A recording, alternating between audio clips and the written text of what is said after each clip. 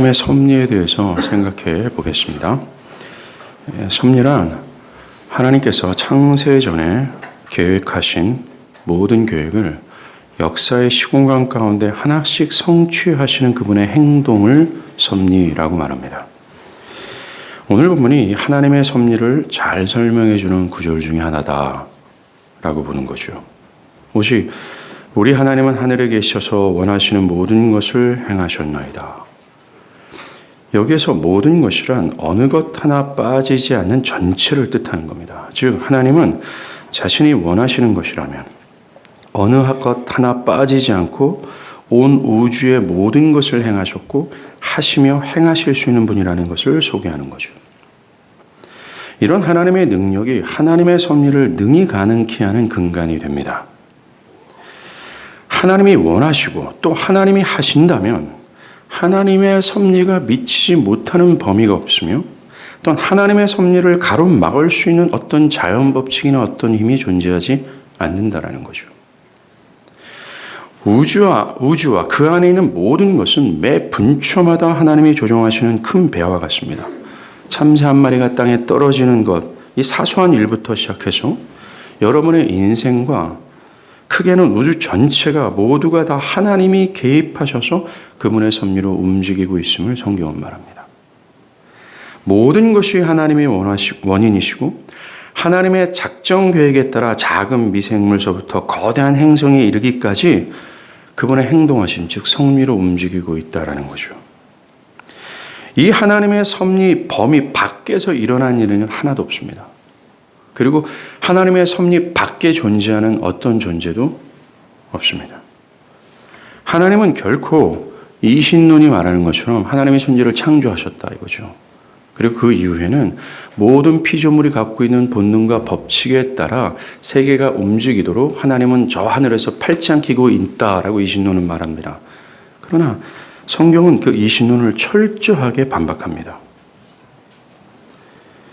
모든 이 세상에 우리가 눈에 보이고 눈에 보이지 않는 모든 것들은 하나님이 개입하셔서 하나님께서 기동하게 하심으로 말미암아, 즉 하나님의 섭리로 말미암아 움직이고 존재하는 거예요.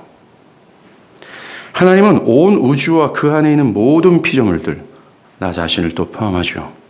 여러분들이 향하고 있는 어떤 사업이나 직장이나 고민하고 있는 여러 미래의 사안들까지요. 다 포함해서 창조 본연의 모습 그대로를 보존하고 계시며 그에 개입하셔서 그것이 기동하도록 하시는 거죠. 이 섭리에서 벗어나는 일은 없습니다. 그 섭리 밖에서 존재할 수 있는 존재물도 하나도 없어요. 그 섭리 밖에서 어떤 일도 일어나지 않는다는 겁니다. 그러하게 모든 피조물은 하나님의 섭리에 의존하고 있는 셈입니다. 그래서 하나님 없이는 모든 피조 세계가 지금처럼 존재하고 기동하는 것은 불가능해요. 인류 모두도 말입니다. 이건 굉장히 신비로운 얘기입니다. 그리고 이 섭리교들은 하나님의 위대하심을 말해줘요. 하나님의 섭리가 미치지 못하는 것이 없고 하나님이 없이는 아무것도 일어나지 않는다는 것이 놀랍기만 합니다. 그러나 우리의 이성으로 하나님의 섭리를 이해하지 못하는 부분들이 참 많습니다. 왜 나의 삶에 이런 일들이 일어나지? 왜 하나님께서 모든 일을 행하신다고 하는데 왜 이 세상은 이러한 일들이 발생하지? 라는 등등 우리의 지혜로는 우리의 한정된 이성으로는 하나님의 섭리를 헤아릴 수 없을 때가 참으로 많다는 거예요.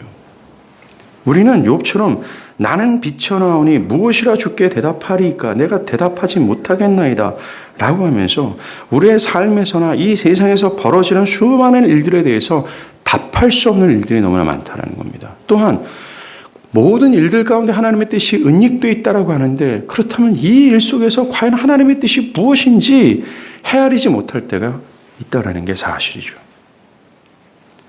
욥이 자신의 재산이 다 사라지고 자녀들이 죽어나가고 있죠. 그리고 아내마저도 혀 깨물고 죽어라 하면서 욥을 저주하면서 떠납니다.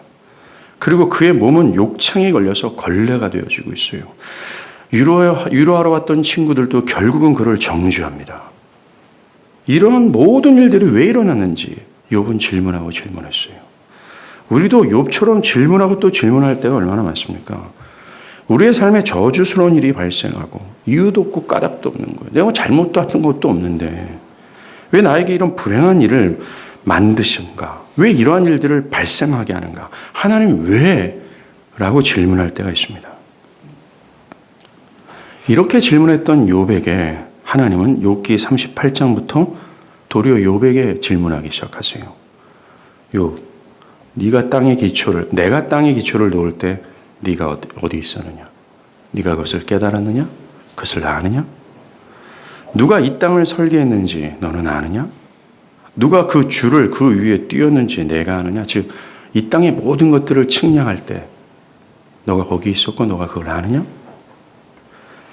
욥에게 하나님은 우주 전체의 생성과 지구의 피조물들의 사소한 그 모든 것들이 눈에 보이지 않는 박테리아까지요. 어떻게 생겨났는지를 물어보는 거예요. 심지어 욥에게 동물의 본능이 왜 그런지, 동물들의 모양이 왜 그렇게 생겼는지 욥 너는 아느냐? 라고 물으십니다. 사랑하는 여러분, 욥이 이것을 어떻게 알겠어요? 그리고 또 하나님은 또 질문합니다. 욥기 40장에 너는 위엄과 존귀로 단정하며 영광과 영화를 입을지니라. 지금 욥은요, 이 세상에서 가장 거지 같은 처지에 있습니다. 온몸이 다 만신창이며 그의 내면 깊숙한 곳까지 겉표면에 이르기까지 모두가 다 와르르 무너져 있는 상태예요. 그런데 하나님은 영광과 존귀로 단장해봐라 이렇게 얘기합니다. 그러면서 너희 넘치는 노를 비우고 교만한 자를 발견하여 모두 낮추되 모든 교만한 자를 발견하여 낮아지게 하며 악인들을 그 처소에서 짓밟을지니라. 그들을 함께 진토에 묻고 그들의 얼굴을 싸서 은밀한 곳에 둘지리라. 그리하면 네 오른손이 너를 구원할 수 있다고 내가 인정하리라. 사랑하는 여러분, 지금 하나님께서 욥에게 주문하는 이 내용들을 욥이 가히 해낼 수 있습니까? 한 가지도 못해요. 주님은 네가 만약에 이렇게 할 수 있으면 너 스스로를 네가 구원할 수 있어 라고 말씀하세요.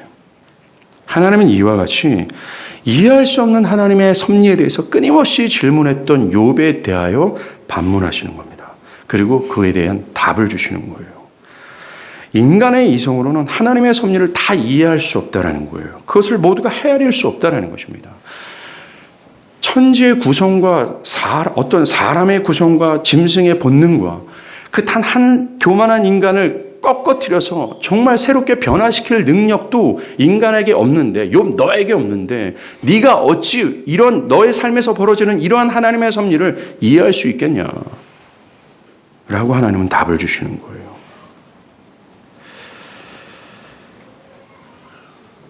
한계성을 가진 욥으로서는 깨달을 수 없다는 말씀을 주님은 주시는 겁니다. 이에 대해서 욥은 이렇게 얘기해요. 주께서는 못하실 일이 없사오며 무슨 계획이든지 못 이루실 것이 없은 줄 아오니 무지한 말로 이치를 가리는 자가 누구리이까? 나는 깨닫지도 못한 일을 말하였고 스스로 알 수도 없고 헤아리기도 어려운 일을 말하였나이다. 그러므로 내가 스스로 거두어드리고 티끌과 재 가운데서 회개하였나이다. 이 욥은 정말 절대로 인간의 이성으로는 깨달을 수도 없고 헤아릴 수도 없는 그 하나님의 섭리를 알고자 질문을 한 겁니다. 그런데 하나님은 너는 절대로 이 답을 얻을 수가 없어 라고 말하는 거예요. 그것 앞에 욥은 자신의 무능력과 불가능함을 처절하게 고백하게 되는 거예요. 철저히 하나님의 섭리 앞에 자신의 지혜의 한계를 고백할 수밖에 없었다는 겁니다. 그저 욥은 이렇게 해요. 내가 입을 다물 뿐이니이다. 이것이 우리의 답변이 돼야 돼요. 여러분들, 이 세상에서 인간 역사에서 가장 지혜자라고 했던 솔로몬이 이걸 똑같이 얘기했습니다. 전도서 1장에 헛되고 헛되니 모든 것이 헛되다. 즉 내가 이 세상의 모든 것들을 통해서 하나님을 알고자 하고 또 하나님의 섭리를 헤아려 보고자 했지만 이 나의 모든 수고가 헛되다라는 겁니다. 우리의 한계적인 이성과 능력으로는 도대체 나의 삶과 이 세상에 벌어지는 하나님의 그 비밀스러운 섭리를 조금도 깨달지 못하겠다라는 얘기를 솔로몬이 한 거예요. 맞아요. 하나님이 우리의 삶 속에서 또한 세상의 역사 속에서 펼쳐지는 것들 중 이해할 수 없는 것들이 분명히 존재합니다. 아니요, 이해하는 것보다 이해하지 못하는 것들이 더 많죠. 이렇게 하나님의 섭리가 비밀스럽게 느껴지는 이유는 이것을 이해할 수 없는 이유는 우리의 한계성, 우리의 무능력 때문이라고 하나님은 반문해 주시는 거예요. 알려줘도 너희들은 모른다라고 얘기하는 겁니다. 하나님이 그것을 다 알려준다 할지라도 우리의 지혜로는 그것을 헤아릴 수 없다라는 거예요. 우리가 정말 도대체 하나님의 섭리를 이해할 수 없을 때 윌리엄 쿠퍼의 제안에 귀를 기울여야 됩니다. 교회 역사에서 위대했던 찬송시를 줬던 윌리엄 쿠퍼가 이렇게 얘기해요. 하나님은 알 수 없는 방법으로 행하시네. 그의 놀라우신 일을 이루시기 위해 눈물로 믿지 않음은 커다란 실수. 윌리엄 캐리는 믿음이라고 얘기하고 있어요.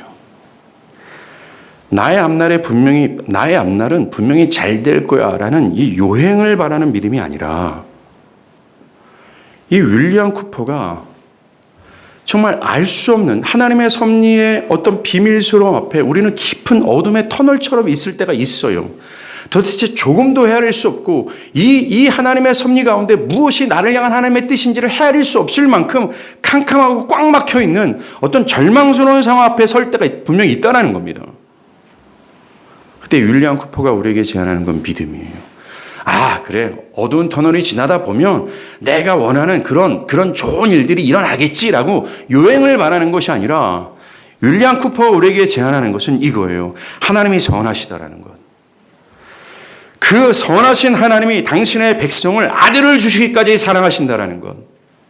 그것을 밝히 인지하고 그래서 그 우리를 사랑하시는 선하신 하나님은 사랑하는 당신의 백성들을 기필코 선하심으로 인도하실 거라는 그 믿음을 가지라고 우리에게 제안을 하는 거예요. 우리가 볼 수 있는 것은 믿음의 눈을 뜨는 겁니다. 영적인 지평이 딱 열려서 어둡고 절망스러운 터널 속에서 저 멀리 보는 그 영광의 하나님, 선하신 하나님, 나를 아들을 주시기까지 정말 목숨처럼 사랑하시는 그 하나님을 보게 하는 거예요. 그러면서 우리는 이사야가 고백한 것처럼 생각을 하는 겁니다. 내 생각이 너희의 생각과 다르며 내 길은 너희의 길과 다름이니라. 여호와의 말이니라. 하나님 왜 지금 이렇게 하시지? 왜 하나님 이렇게 인도하시지? 하나님 이때는 이때예요. 여기에요. 하나님. 바로 이 순간 탁 여셔야 모든 것이 순조로워요. 라고 하는데 하나님의 길은 우리의 길과 다르다라고 얘기합니다. 내 생각과 하나님의 생각이 다르다라고 얘기해요. 우리는 그 믿음으로 또한 이 진리를 붙잡고 나의 삶과 미래를 하나님께 기쁨으로 의탁해야 되는 거예요. 그렇습니다. 나는 알 수 없습니다. 이게 지혜자였던 솔로몬이 얻은 답이고 욥이 얻은 답이에요. 그리고 이사야를 통해서 하나님께 말씀하신 답입니다. 알 수 없는 모든 미래와 나의 생명과 나의 모든 삶의 영역의 사소한 모든 것까지 하나님께 기쁨으로 의탁하고 지금 나에게 허락하신 그 길이 있어요. 지금 나에게 허락하신 현실이 있습니다. 그것이 고통의 터널이든 어떤 아굴 골짜기든 아니면 푸른 초장이든 어떤 직업이든 사업이든 어떤 환경과 상황이든 그 속에서 묵묵히 하나님을 바라면서 걸어가는 것이라고 하나님은 답을 주시는 겁니다. 자, 그렇다면 온전히 헤아릴 수도 없는 이 교리를 왜 성경이 말하는가라는 거예요. 우리가 온전히 이해할 수도 없는 섭리 교리를 분명히 성경이 말하는 것은 우리가 알아야 되는 것 때문에 성경은 말하는 것이니 왜 그러는 것일까? 이 교리를 성경이 가르치는 이유가 뭘까? 첫째, 이 섭리 교리는 하나님의 영광을 잘 드러내기 때문입니다. 섭리 교리처럼요, 하나님의 장엄한 능력을 잘 드러내는 교리는 없습니다. 이 섭리 교리는 하나님의 하나님 되심에 대한 지평을 넓혀줘요. 이 섭리 교리를 대할 때 우리는 와 하면서 하나님에 대해 놀라게 됩니다. 그분의 위대하신 보호자 앞으로 나를 인도하고 그 앞에 무릎을 꿇고 그를 경배하도록 우리를 이끈다라는 거죠. 성경에서 하나님의 행동하심, 이 섭리가 처음 등장한 게 뭡니까? 하나님의 천지창조 활동이에요. 하나님께서 창세전에 이미 천지창조를 계획하셨고 이제 그 계획에 따라 하나씩 섭리해 나가시는 것이 창조였어요. 하나님의 천지를 창조하실 때 어떤 사안에 대해서 잠시 고민하시거나 헷갈리거나 머뭇거린 적이 한 번도 없습니다. 그의 지혜와 판단은 완전해서 오랜 시간 고민할 필요도 없이 헷갈릴 필요도 없이 어떤 이렇게 할까 저럴까 어떤 망설임도 없을 정도로 그분의 지혜와 판단은 정확하고 어떤 머뭇거림 없이 0.01초의 순간 그는 모든 것을 완벽하게 창조하셨습니다. 그리고 어떤 것을 창조할 때 어렵거나 가로막는 어떤 것이 없을 정도로 하나님의 천지를 창조하실 때 방해를 하는 어떤 것 때문에 시간이 좀 딜레이 되거나 하나님의 천지를 창조하실 때 과도한 힘을 사용하셔서 좀 무리하셨거나 하는 것이 하나도 없을 정도로 하나님은 전능하세요. 그리고 천지를 만드신 모든 것을 지금도 그대로 보존하고 유지하도록 하도록 그분은 일하시는 겁니다.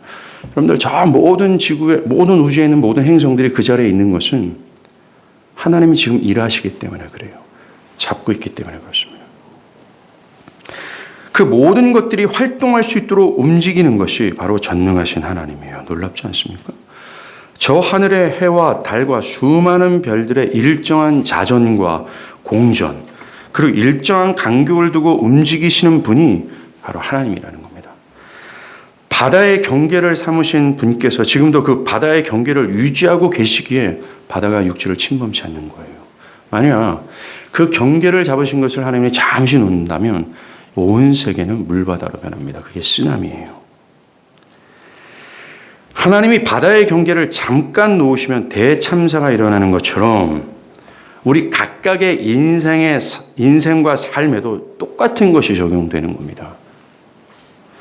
여러분이 생존할 수 있고 또 생존을 유지할 수 있는 것은 하나님이 여러분의 인생의 경계를 주관하고 있기 때문에 그래요. 일하고 있기 때문에 그렇다라고 성경은 말하고 있는 겁니다. 만약에 우리의 심장박동을 쥐고 계신 하나님이 그 일순간 이 심장을 한 손에 딱 놓으시면 우리는 생명이 사라질 수밖에 없어요. 여러분들이 하고 있는 그 모든 일들도 하나님이 그 경계를 정하셨고 그 경계 안에서 일하고 계시기 때문에 여러분들이 지금 이렇게 하고 있다는 겁니다. 만약에 경계를 놓으시면 우리의 삶에는 대참사가 일어날 수밖에 없어요. 그때가 심판날입니다. 그리고 하나님의 지혜의 섬세함은 섭리를 통해서 잘 드러나요. 새끼 까마귀를 먹이실 뿐만 아니라 하마의 생식 본능까지 하나님은 치밀하게 정하시고 또한 그렇게 하도록 유지하도록 일하신다는 겁니다. 가히 하나님의 손길이 닿지 않은 피조물이 없을 정도예요. 그 힘의 한계는 없습니다. 그리고 그분의 지혜가 놀랍기만 해요. 우리는 몇 가지 일이 딱 겹치게 되면 짜증이 확 올라오잖아요. 안 그런가 보죠? 몇 가지 일은 내가 정말 고민하고 있는 일들이 한 가지가 있는데 그 한 가지 일이 딱 덮여 막 짜증이 일어나고 때로는 두렵기까지도 합니다. 그러나 하나님은 동시에 수십억 가지의 일들을 처리하시고 그것을 당신의 선하신 뜻으로 완벽하게 해내시는 분이세요. 이게 성경의 말이에요. 한쪽에서는 아브라함을 부르시고 아브라함을 인도하실 뿐만 아니라 완전히 지구 반대편에서는 제국의 흥망성쇠를 주관하세요. 그리고 우주에서는 행성의 폭발과 생성을 다루시는 일을 동시적으로 할 수 있는 분이심이 이 섭리교류를 통해서 드러나는 겁니다.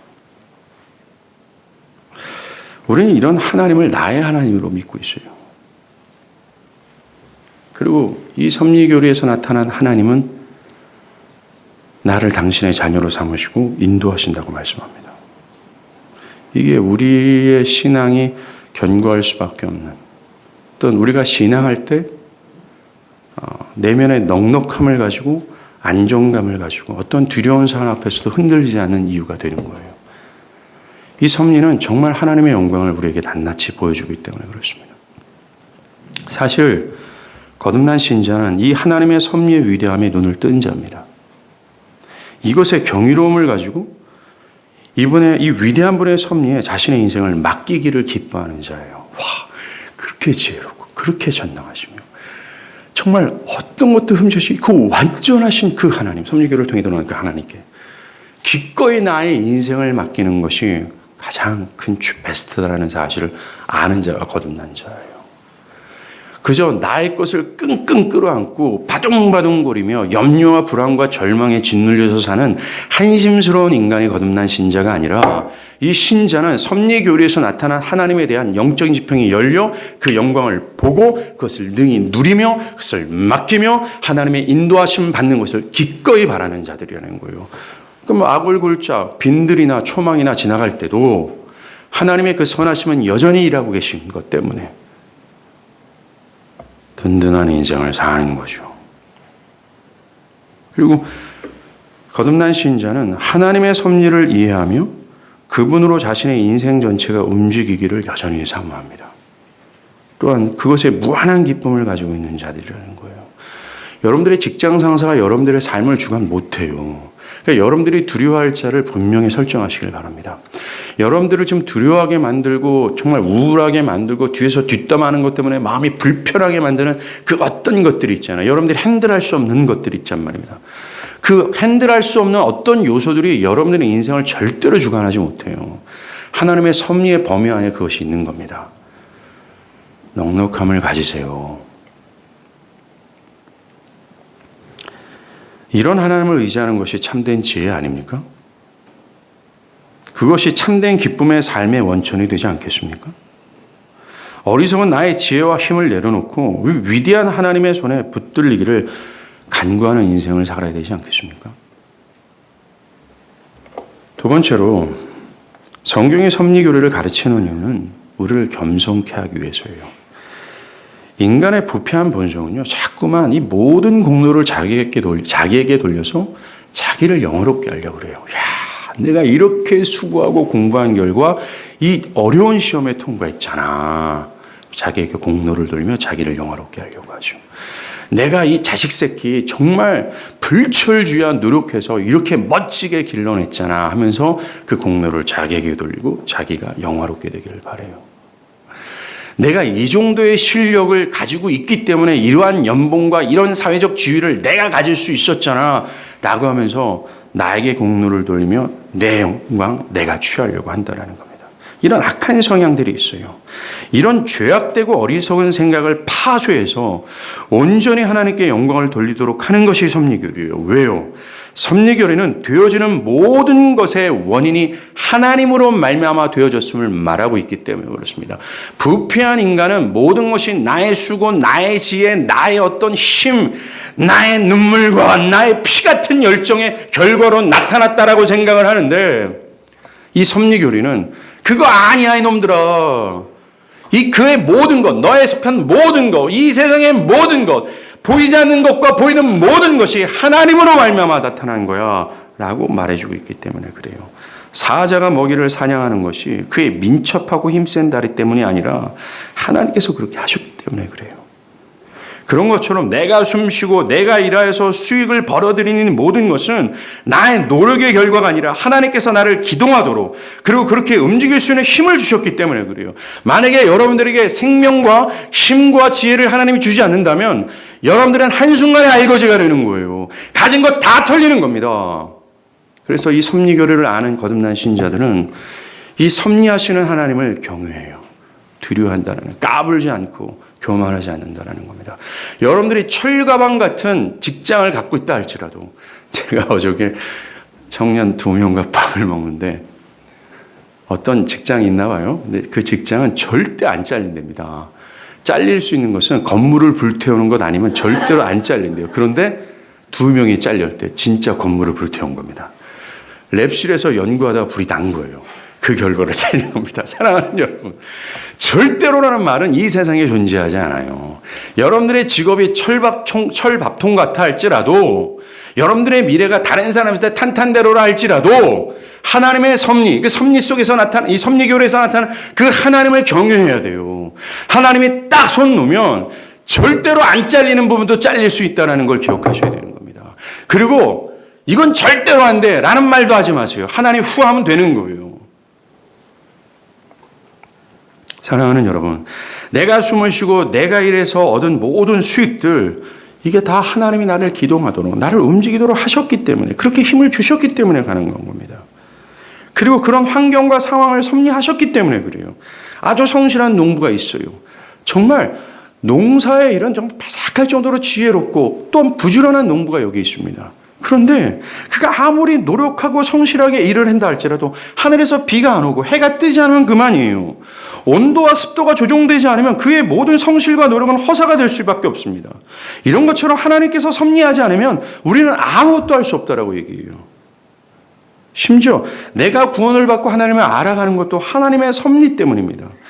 내 가족이 생존할 수 있고 나의 자녀가 자라나는 것도 그 모든 것의 원인이 하나님이에요. 이 아이의 인격이 성숙되어지는 것도, 이 아이가 하나님을 알아가는 것도, 신앙이 깊어지는 것도 다 하나님의 손에 있다라고 얘기하는 거예요. 까불지 마세요. 내가 이 자식 새끼 위해서 이렇게 기도했기 때문에 이렇게 아이가 신앙 좋아진 거예요. 천만의 말씀이에요. 성경은 모든 것의 원인이 하나님이라고 얘기합니다. 하나님께 맡기는 것이 관건이에요. 겸손하게 하나님이여 나로 말미암아 되지는 것도 아무것도 없습니다. 주여 내가 바라오니 하나님이 처음부터 끝까지 좀 해주세요 라고 간구하는 겁니다. 이게 거듭난 신자예요. 거듭나지 않는 사람들은 교만해요. 까봅니다. 웃기지 마세요. 내 직장, 내 생명, 내 아내, 내 자녀.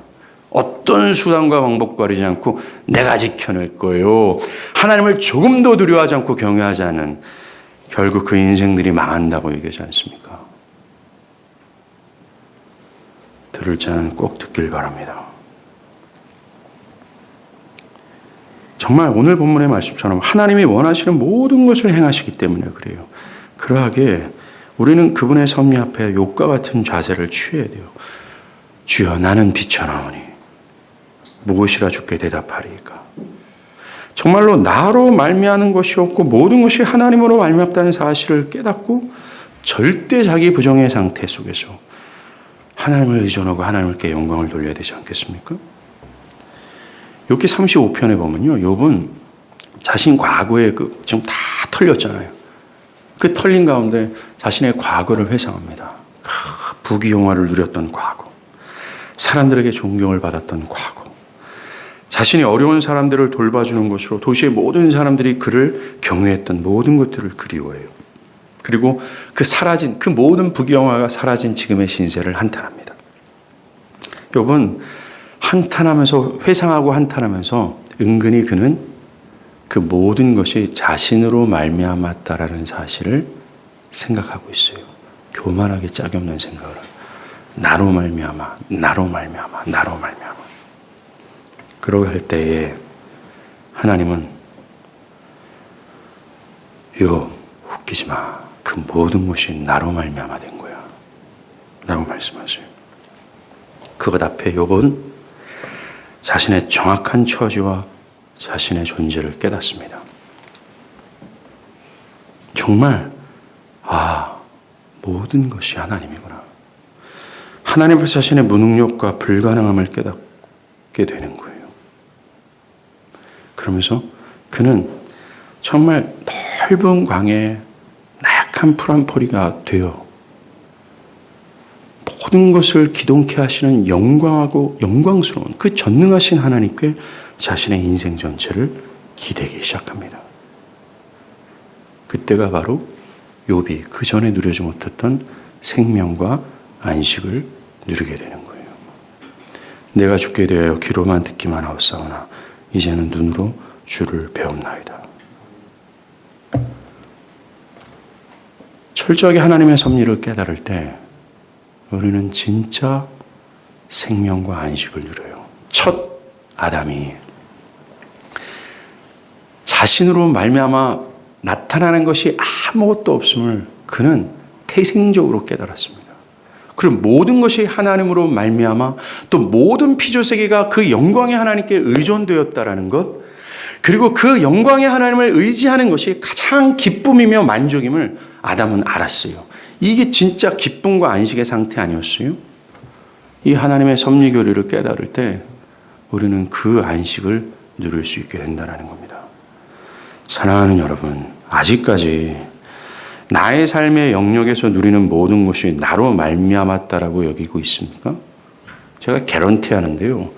그런 분들은 진짜 염려와 불안과 두려움에 사로잡히게 될 겁니다. 아니, 사로잡혀 있을 거예요. 내일 일을 걱정하게 될 겁니다. 어떤 사안에 대해서 떨면서 밤잠을 설치게 될 거예요. 그 영광의 하나님을 잃어버린 결과가 그렇다라는 겁니다. 그래서 그들은 어떻게든지 내 힘, 내 지혜로 그것을 지켜내고 해보고자 또 보존하고자 염려와 불안의 삶을 살 수밖에 없어요.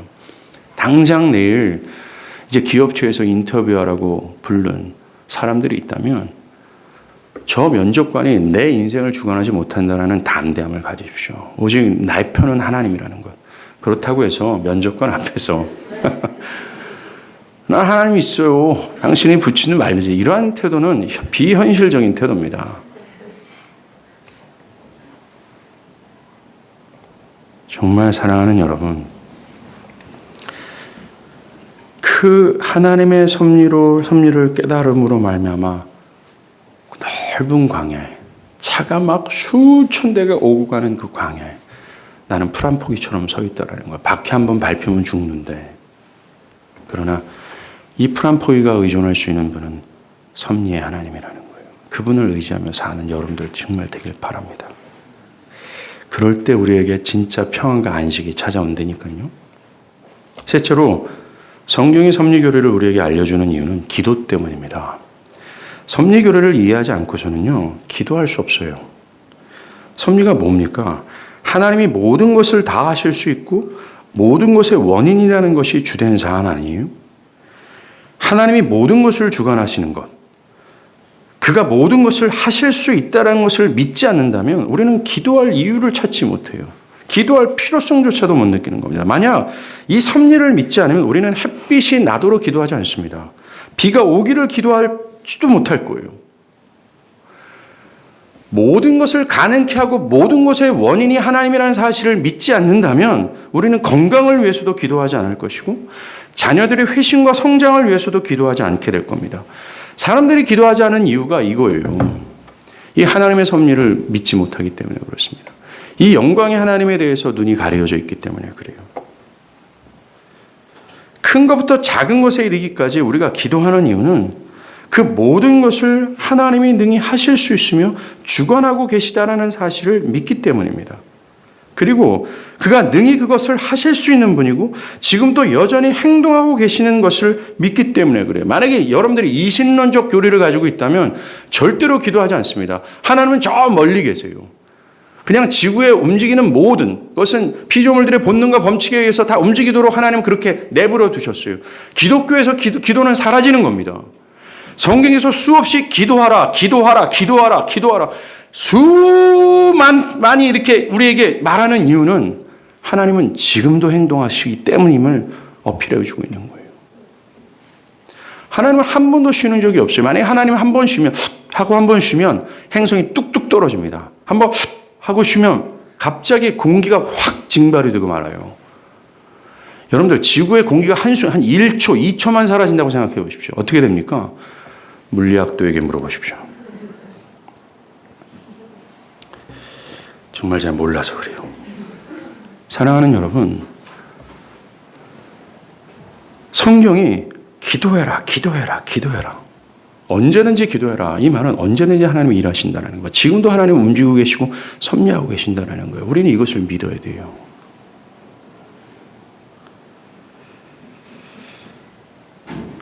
또 성경은 우리에게 야, 이것은 너희들이 해야 될 영역이고 이것은 하나님이 해줄 수 있는 영역이야 라고 구분짓지 않아요. 하나님은 모든 것, 성경은 자꾸만 이 섭리를 얘기할 때마다 모든 것,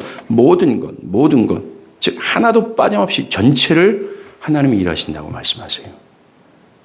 아까도 제가 설교 초반에 말한 것처럼 섭리의 범위에서 벗어나는 영역도 없고요. 섭리에서 벗어나는 것은 섭리에서 벗어나는 일도 없습니다. 모든 것이 하나님의 주관 아래 있다는 것을 우리는 믿고 그러기에 우리는 모든 것을 구해야 돼요. 우리가 기도하는 가장 분명한 표대는 지금도 일하시는 하나님의 행동입니다. 그 다음으로 우리가 생각할 것은요.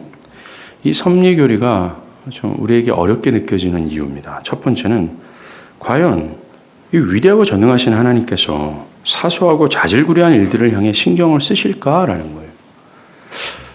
저는 질문을 많이 받습니다. 목사님, 이런 사람들도 하나님께 기도해야 되나요? 이런 작은 일도 하나님께 아뢰야 되나요? 라는 질문을 받습니다. 성경은 우리에게 하나님은 세세한 부분들까지 관심을 가지고 있다라고 말합니다. 섭리의 영역은 에베소서 1장 11절처럼 모든 일을 그의 뜻의 결정대로 일하시는 이의 계획이라고 말한 거죠. 그 모든 것의 배후에는 하나님의 섭리가 있음을 얘기해요.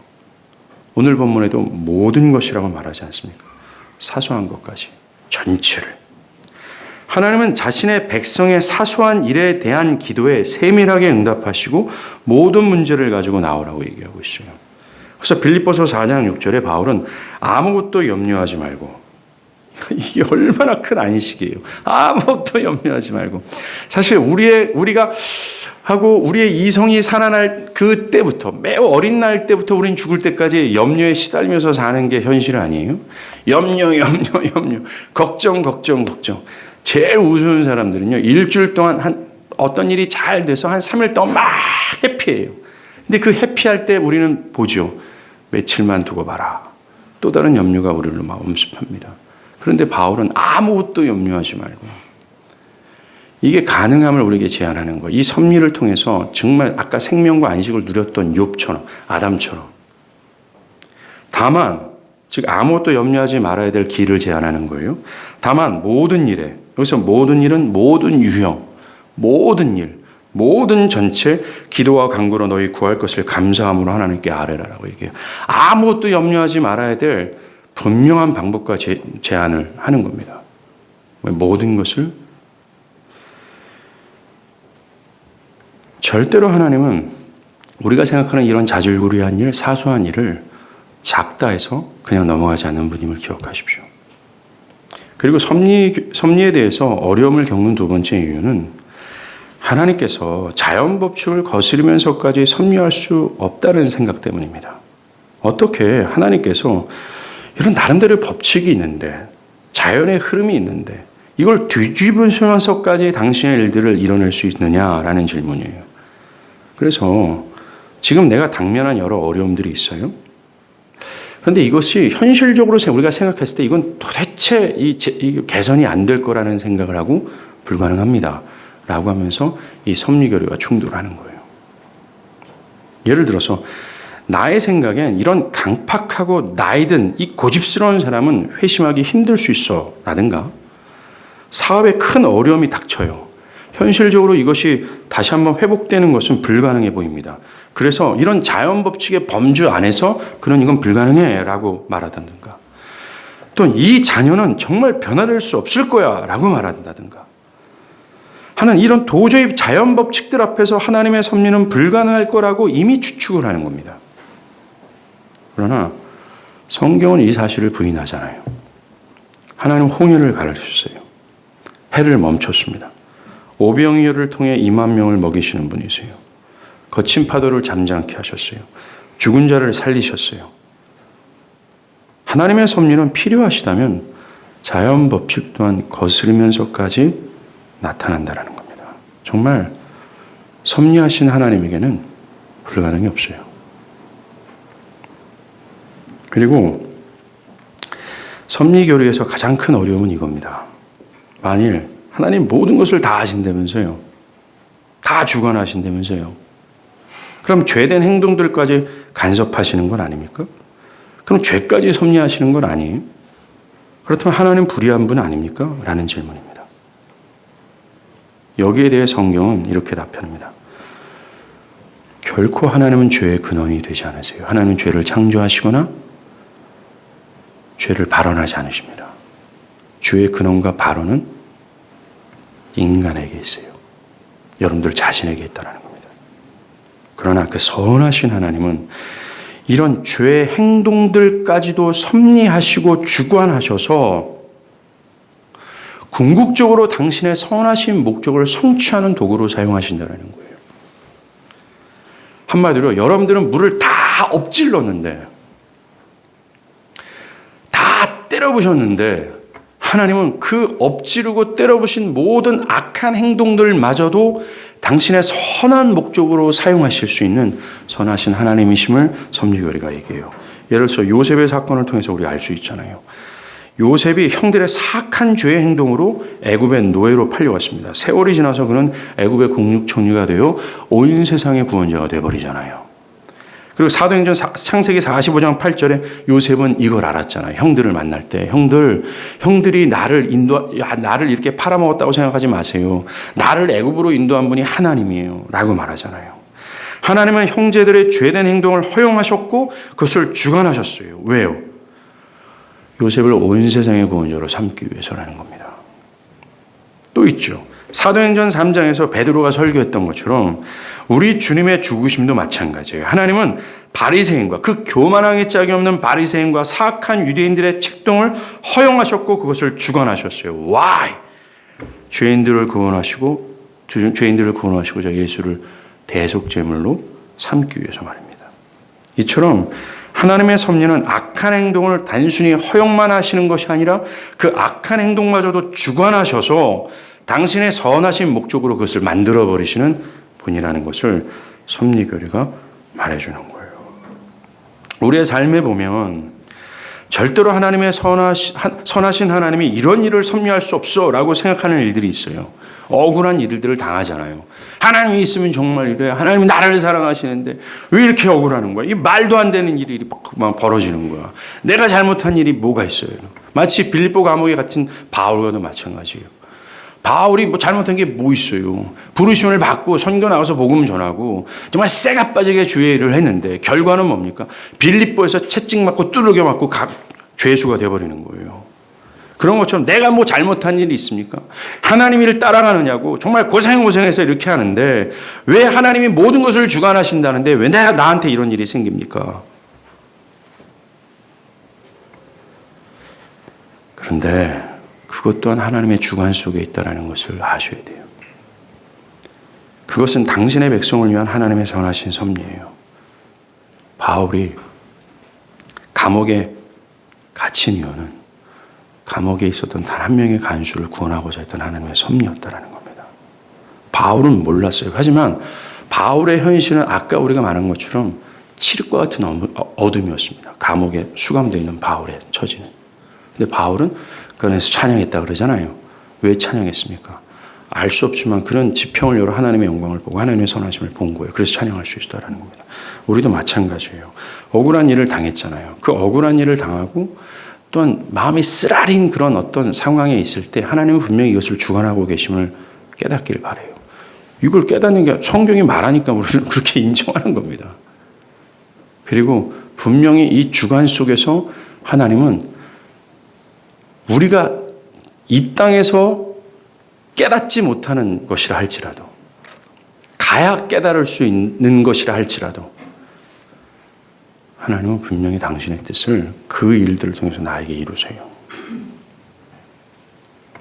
아합 왕 때도 마찬가지입니다. 유다 왕 여호사밧이요 이스라엘 왕 아합에게 가서 아람 나라에 빼앗긴 길랄 라못을 연합해서 차지하자 제안합니다. 그때 여호사밧이 아합에게 이 전쟁이 하나님의 뜻인가를 선지자 400명에게 물어요. 그들 모두가 이 전쟁이 하나님의 뜻이라면서 거짓 예언을 합니다.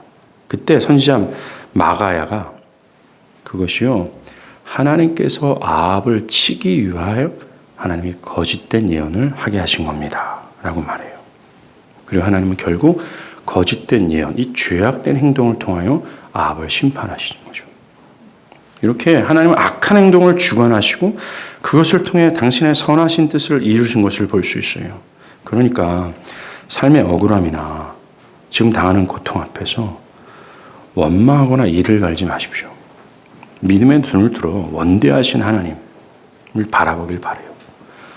우리를 사랑하시는 하나님은 여러분 앞에 놓이신 고통과 억울한 절망을 통해 여러분을 향한 하나님의 뜻을 이루세요. 기억할 것은 아까도 언급했지만 하나님은 결코 죄의 원인이 되지 않습니다. 죄를 승인하지도 않으세요. 하나님은 다만 죄를 허용하시고 감독하시고 억제하시고 선으로 바꾸실 뿐이라는 겁니다.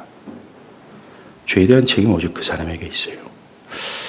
어떤 면에서 보면 가룟 유다는 인류 역사상 가장 불행한 도구였습니다. 여러분들 하나님께서 욥을 이렇게 쭉 섭리하시잖아요. 그때 고통, 아픔, 죽음, 마귀, 이 모든 것들은 하나님의 섭리를 위한 다 도구였어요. 하나님께서 대속의 제물로 예수를 십자가에서 죽이시고자 섭리하실 때 선한 도구가 아니라 악한 도구로 쓰임받은 사람이 있습니다. 대표적으로 가룟 유다예요. 이 사람이 얼마나 불행합니까?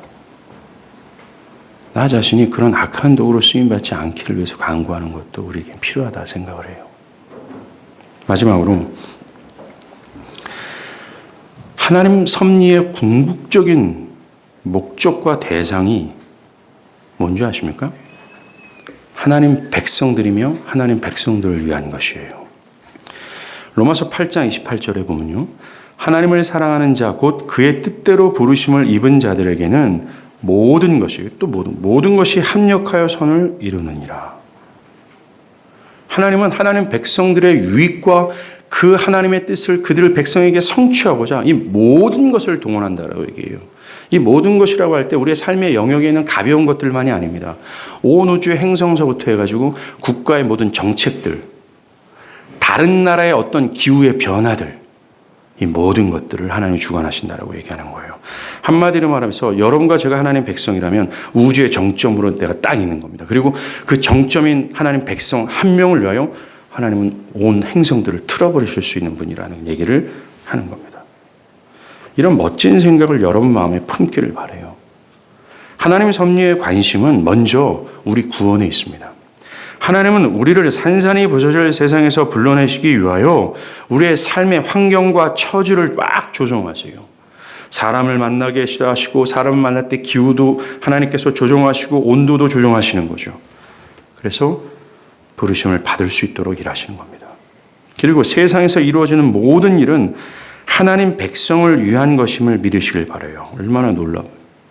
저 우주의 해와 달이 모든 별들의 움직임이 하나님의 백성을 위한 것이라는 겁니다. 다윗이 도망자 신세에 있을 때 아둘람 굴에 있었잖아요. 그 아둘람 굴에 나와 저 하늘의 달과 별들을 봤어요. 와, 하나님이 나 같은 정말 광해 프람포이 같은 나를 위하여 저 모든 우주의 행성들을 다 움직이고 계시는구나 라는 것을 깨닫고 그가 노래했잖아요. 내가 만민 중에 오 주께 감사하며 주의 인자는 하늘에 미치고 있구나. 모든 별들과 운행들이 정말 하나님의 선하심을 노래하고 있구나 라면서 막 벅차는 겁니다. 지금 언제 죽을지 모르는 다윗의 삶이잖아요. 모든 이스라엘은 다 바울의 적이었단 말입니다. 지금 현실은 그는 거지 같았는데 하늘의 달을 보면서 와, 하나님이 저 우주의 달과 별들을 정말 빌어먹을 나 한 명을 위해서 움직이고 계시는구나. 하나님의 섭리 중앙에 바로 나 자신이 있구나 라는 사실 때문에 벅차오른 겁니다. 그리고 그 죽음과 같은 상황에서 막 노래했던 거예요.